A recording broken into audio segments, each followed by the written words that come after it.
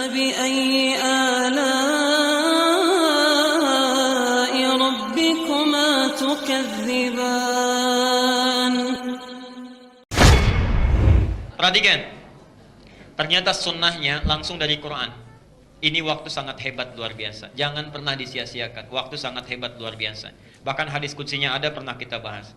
Kata Quran, coba gunakan sebagian waktunya. Jangan sibuk dengan makan. Ditafsir kembali di Quran. Sibukkan dengan istighfar. Wal mustaghfirina bil ashar. Ya, ashar. Di Ali Imran ayat 17 itu ada hamba-hamba Allah yang sibuk istighfar di waktu sahar. Dirinci lagi di Quran surah 51 ayat 18 itu. Wabil ashari hum mereka. Dan pada waktu sahar itu mereka yastaghfirun, saling mengoreksi diri. Allah, ini indah sekali amalan ya Allah. Mudah-mudahan kita digerakkan hatinya untuk melakukan ini. Tidak cukup dengan amin, malam praktekkan.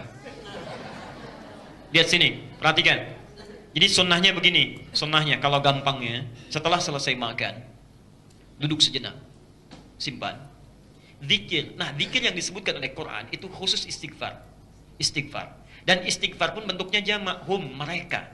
Ini artinya seakan-akan Allah meminta satu keluarga coba diam dulu, saling mengoreksi diri, kenali kekurangan kesalahan dan mendekat kepada Allah. Prakteknya gampang. Misal, nanti malam ke-12 kita sahur. Misal kalau belum praktek, bapak, ayah, papa mulai. Ketika sudah makan selesai, maaf, kita berkeluarga barangkali sudah sekian puluh tahun. Dalam perjalanan ini ada kesalahan-kesalahan mungkin yang pernah dilakukan oleh bapak. Anak-anak yang mungkin hak-hak kalian belum terpenuhi, coba sampaikan supaya bisa bapak mohonkan istighfarnya kepada Allah. Bisa ditangisi di saat ini. Ibu balas, Pak, mama juga begitu, mungkin dari belasan tahun ini ada yang kurang baik. Ya, ada di belakang kadang-kadang yang papa tidak tahu mama melakukan kesalahan. Tolong dibimbing, tuntun anak-anak sejauh apa kesalahan mama. Yang paling indah ketika anak-anak, "Pak, maaf, Ma, sampai saat ini belum seperti yang diinginkan oleh mama dan papa. Kadang-kadang banyak salahnya," menunduk, semua menangis lalu memohon ampunan kepada Allah. Beres keluarga itu. Dan muncul hadis kutsinya. Sungguh Allah Subhanahu wa taala membentangkan rahmatnya setiap di akhir malam. Bertanya kepada hambanya, "Ya ibadi, hei hambaku, siapa yang berdoa kepada saya kabulkan. Yang meminta langsung saya berikan. Dan siapa yang memohon ampunan saat ini saya ampuni." Ya Allah, hadisnya qudsi. Langsung di Al-Bukhari itu hadisnya qudsi. Kenapa Anda tidak manfaatkan? Ayo ikuti sunnah nabinya, tutup TV itu selesai. Sudah selesai, racun itu. Tutup. Ya, kecuali yang kalau tidak ada waktu ada manfaat yang bagus-bagus, tapi Masya Allah yang tidak bermanfaat tutup. Kata Quran, wabil ashari hum yastaghfirun. Ada penghuni taman surga, langsung satu keluarga itu. Ya, Quran surah 52 ayat 21, satu keluarga.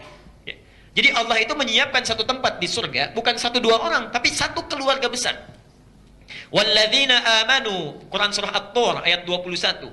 Dan orang-orang yang beriman itu, para ayah ibu yang beriman, wattaba'athum dzurriyyatuhum biimanin, diikuti oleh anak cucunya keturunannya sampai habis semuanya beriman. Allah, alhaqna bihim dzurriyyatahum.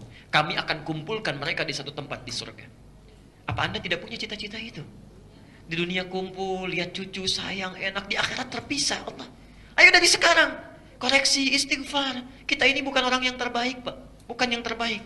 Ya, mohon maaf. Karena itu mohon ampunan, mintakan kepada Allah dan akan dimintai pertanggungjawabannya. Hei para suami, kamu itu ya tidak saya titipkan istri kamu, saya percaya tidak mungkin dia jadi solehah kecuali engkau yang membimbingnya. Kenapa kamu sia-siakan?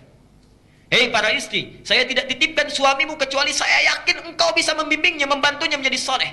Jadi kesolehan istri ada di tangan suami, solihahnya, solihah istri ada di tangan suami, dan solehnya suami ada di tangan istri. Saling melengkapi. Ya. Dan suami istri membimbing anak-anak untuk menjadi anak yang soleh. Perhatikan. Wa ma alatnahu min amalihim min syai'. Kalau ada orang punya cita-cita itu, kami tidak akan sia-siakan. Dicatat oleh Allah itu. Anda bangun malam ini sahur, setelah itu duduk istighfar, ingat, menangis, tangisi. Malam ini nggak bisa nangis, besok menangis. Besok nggak bisa menangis, besoknya menangis. Besoknya nggak bisa menangis, tangisi diri Anda yang tidak bisa menangis. Tangisi, mintakan kepada Allah, keluarkan air mata. Saat turun air mata itu, Masya Allah, turunlah ampunan Allah Subhanahu wa ta'ala. Itu sunnahnya. Jadi kalau sudah seperti itu enak. Aura sholatnya sudah sampai dekat dengan Allah. Mau ke masjid bareng-bareng, karena sudah nyambung dengan Allahnya. nggak sempat ke masjid, di rumah bisa berjamaah. Sudah nyambung. Nah kadang-kadang uniknya, di rumah pun masih terpencar-pencar. Karena nggak nyambung dengan Allahnya. Nggak nyambung, sunnahnya terputus di situ. Selesai makan, makanan terlalu banyak, kenyang, ketiduran. Sholat masing-masing. Di kamar satu, sholat. Kamar satu, sholat. Kamar lain, sholat. Padahal kenapa sih nggak bisa kumpul yang pahalanya 27 derajat? Nah, tapi Anda akan lain. Coba lakukan malam ini, Anda akan temukan sesuatu yang berbeda. Ya. Dan jangan sungkan, karena memulai itu tidak mudah. Pesawat saat take off tenaganya besar. Dan bukan mengikuti angin, tapi melawan angin. Melawan angin. Sehingga daya geseknya cukup kuat. Ingat, gaya itu selalu berbanding lurus dengan tekanan. Ya. Masih ingat rumusnya? F1 sama dengan F2. Ya? Nah. Gaya gerak sama dengan gaya dorong. Jadi begitu Anda menggerakkan iman sekuat-kuatnya, Allah akan turunkan F2-nya turun dari Allah. Segini. Kalau zikirnya kuat, anugerah turun. Kalau makannya yang banyak, ya ini pun gak akan ada energi positif yang balik ke kita. Ya. Dan tekanan juga luar biasa. Ya. Ini bisa dimaknai positif, bisa negatif. F sama dengan tekanan. Hukum Pascalnya itu. Ya. Jadi ketika Anda mendekat kepada Allah, tekanan banyak. Setan banyak, ini banyak, ragu-ragu banyak, nafsu banyak. Jangan kamu mulai dulu laki-laki. Kamu kan pemimpin. Tunggu istri bicara. Kalau istri bicara baru kamu bicara. Tuh susah. Ya. Ada yang kedua yang susah. Gaya sama dengan tekanan. Banyak gaya makin tertekan. Nanti besok nggak jadi lagi. Besok nggak jadi lagi. Susah.